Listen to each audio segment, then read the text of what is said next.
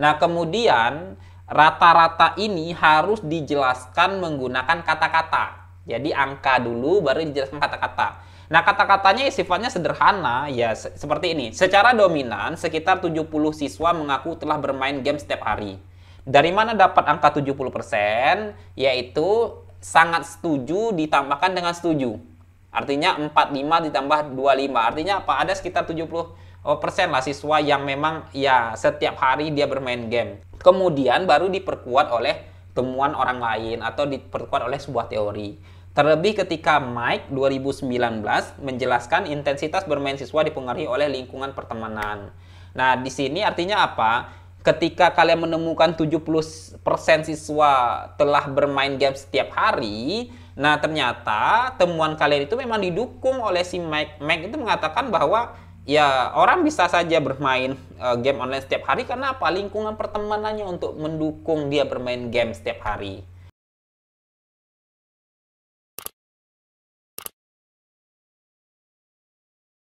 Bismillahirrahmanirrahim. Assalamualaikum warahmatullahi wabarakatuh. 1 bulan tidak membuat video karena banyak pekerjaan lain, dan sekarang saya kembali lagi karena kebutuhan materi pengajaran, dan teman-teman yang lain yang bukan mahasiswa saya juga bisa mengikuti materi ini tentang ya cara mudah memahami metode penelitian kuantitatif ya. Saya tidak menjelaskan terkait definisi dasarnya, mungkin teman-teman bisa ya membaca di buku, tapi saya memberikan logika pemahaman saja secara cepat. Kira-kira saya kalau mau meneliti kuantitatif itu gambarannya seperti apa. Nah, pada video ini saya buatkan materi, semoga pekerjaan ini pekerjaan berkah ya, dan teman-teman tolong doakan saya semoga konsisten men-share pengetahuan tentang penelitian begitu. Yang pertama adalah metode kuantitatif itu dia bersifat menguji pengaruh atau hubungan variabel X dengan variabel Y. Kalau dia kuantitatif itu pasti uji pengaruh atau uji hubungan. Sebenarnya ada yang ketiga, itu adalah eksperimen. Nah, yang sekarang kita fokus ke pengaruh atau hubungan saja. Kalau kualitatif, dia itu menjelaskan sebuah fenomena. Nah, dia tidak bersifat menguji apakah ini berhubungan dengan ini. Tapi kualitatif itu lebih banyak menjelaskan secara mendalam. Tapi kalau kuantitatif ini dia tidak menjelaskan semua variabel, dia hanya menjelaskan variabel yang dituju saja. Misalnya uji pengaruh antara bermain game online terhadap kreativitas siswa. Nah, selama ini kan orang mengatakan bahwa kalau main game online itu bisa mematikan kreativitas atau membuat orang malas. Kemudian kalian secara pribadi ingin mengetahui jangan-jangan game online ini dia justru menumbuhkan kreativitas siswa. Bermain game online-nya itu dikenal sebagai variabel X, kemudian yang menjadi akibatnya itu disebut dengan variabel Y. Nah, variabel X dan Y ini sebenarnya masih bisa dimodifikasi. Misalnya pengaruh bermain game online dan pengawasan orang tua terhadap kreativitas siswa. Artinya apa? X-nya ini masih bisa ditambah X1, X2, X3, kemudian dihubungkan dengan Y1, Y2. Ini tergantung kepada kemampuan mahasiswa atau kemampuan teman-teman untuk menguji. Sebenarnya semakin kompleks itu terkadang sebagian dosen atau sebagian jurnal itu lebih menyukai dibanding yang sifatnya sederhana. X bertemu dengan Y itu kan sederhana sekali. Tapi kalau sifatnya temuan baru ya kenapa tidak begitu. Kemudian yang kedua bisa bersifat uji hubungan begitu. Hubungan kerja lembur terhadap kejenuhan kerja karyawan. Nah, perbedaannya apa? Kalau dia uji pengaruh itu berhubungan dengan sebab akibat. Tetapi kalau uji hubungan itu berhubungan dengan keeratan hubungannya. Misalnya teman-teman ingin melihat jangan-jangan nih misalnya, karena kuantitatif ini kan dimulai dari hipotesa ya. Jangan-jangan seseorang itu semakin sering melakukan kerja lembur, dia itu semakin jenuh kerjanya. Nah, kalau mau melihat hal tersebut, maka yang digunakan adalah uji hubungan, bukan uji pengaruh. Nah, berbeda dengan misalnya saya mau melihat jangan-jangan ketika orang sering bermain game, kreativitasnya makin tinggi nih pada siswa. Nah, itu baru dilihat uji pengaruhnya. Artinya apa? Ada sebab dan akibat di balik dengan hasil yang ingin kita ketahui. Nah, itu pemahaman pertama tentang kuantitatif. Jika teman-teman ingin atau mengetahui atau menemukan sebuah artikel lah terkait dengan hubungan bla bla bla dengan bla bla bla atau pengaruh bla bla bla dengan bla bla bla. Nah, itu biasanya menggunakan kuantitatif. Jangan sampai salah kaprah, karena banyak juga yang saya temukan mahasiswa mengajukan judulnya itu antara pengaruh X terhadap pengaruh Y, tetapi metode yang digunakan itu kualitatif. Nah, itu keliru secara sistematikanya ya. Yang kedua adalah metode kuantitatif ini umumnya menggunakan kuesioner sebagai alat untuk mendapatkan data. Kalau kualitatif biasanya dia menggunakan wawancara, observasi, focus group discussion, kemudian dokumentasi, naratif, dan lain sebagainya. Tapi kalau kuantitatif ini pada umumnya menggunakan kuesioner. Nah, seperti apa kuesioner tersebut? Saya mencontohkan misalnya pengaruh bermain game online terhadap kreativitas siswa. Artinya di sini ada variabel bermain game online atau permainan game online, kemudian ada juga variabel Y-nya kreativitas siswa. Kemudian gunakanlah kuesioner. Jadi dari bermain game online ini dicari dulu teori yang sesuai. Dari teori itu diturunkan ke indikator. Nah, indikator inilah yang nanti akan dipecah menjadi beberapa butir yang sifatnya pertanyaan. Misalnya pertanyaan pertama, saya bermain game online setiap hari. Ini disimbolkan dengan X1 misalnya. Yang kedua, saya mampu menuntaskan setiap misi pada sebuah game online. Yang ketiga, saya cepat beradaptasi dengan game online.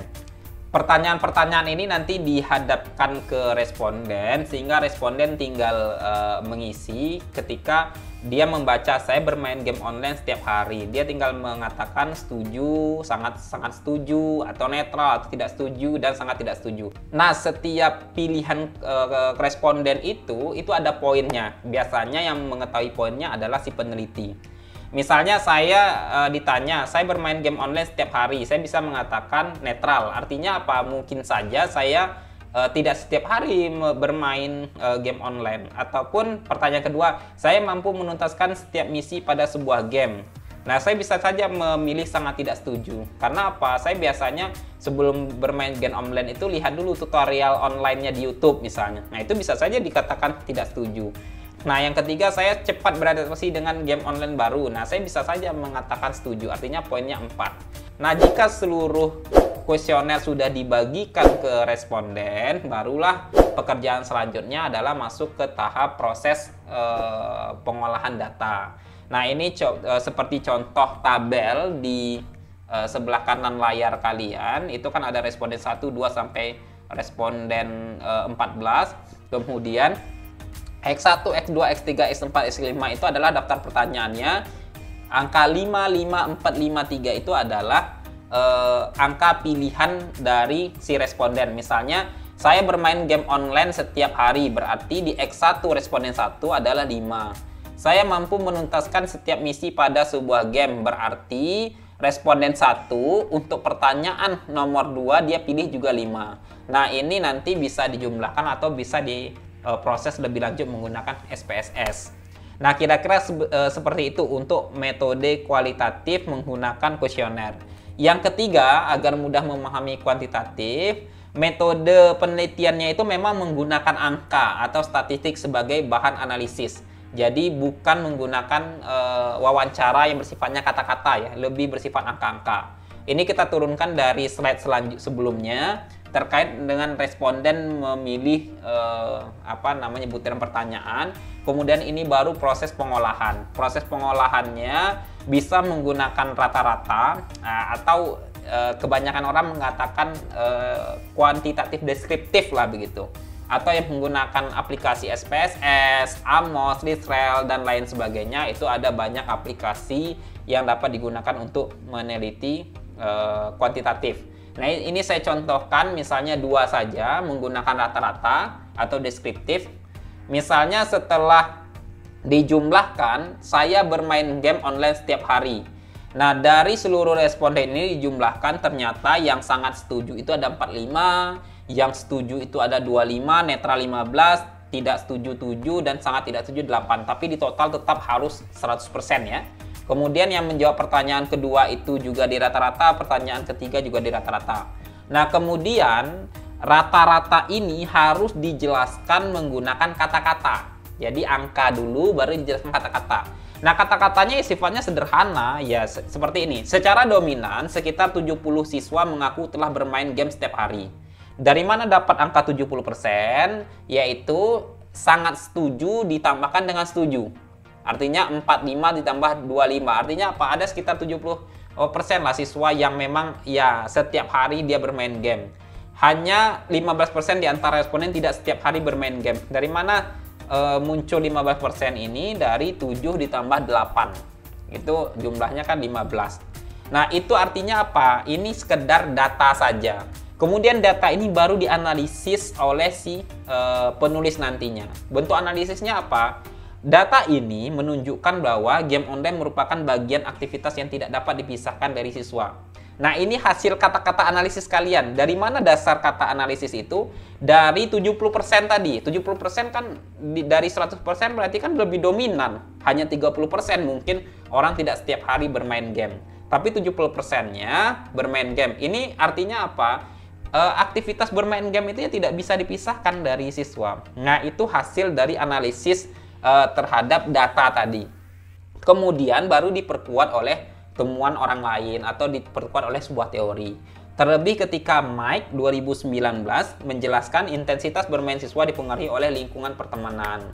Nah, di sini artinya apa? Ketika kalian menemukan 70% siswa telah bermain game setiap hari, nah ternyata temuan kalian itu memang didukung oleh si Mike. Mike itu mengatakan bahwa ya orang bisa saja bermain game online setiap hari karena apa? Lingkungan pertemanannya untuk mendukung dia bermain game setiap hari.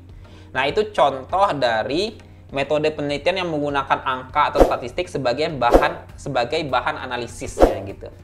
Yang kedua contohnya bisa menggunakan SPSS. Nah, SPSS itu apa Pak? Nanti saya buatkan video terbaru atau kalian bisa lihat video yang lain. Kalian bisa mengecek SPSS itu seperti apa. Dia semacam aplikasi. Kemudian dari aplikasi ini dimasukkanlah. Kalau tadi kita menggunakan tabel Excel ya, seperti ini. Ini kan tabel Excel yang sebelah kiri kalian. Ini kita menggunakan sistem manual. Tapi kalau SPSS ini dia sudah memang uji pengaruh. Kalau ini cuma sekedar menjelaskan rata-rata saja, kemudian dideskripsikan. Tapi kalau ini benar-benar uji pengaruh.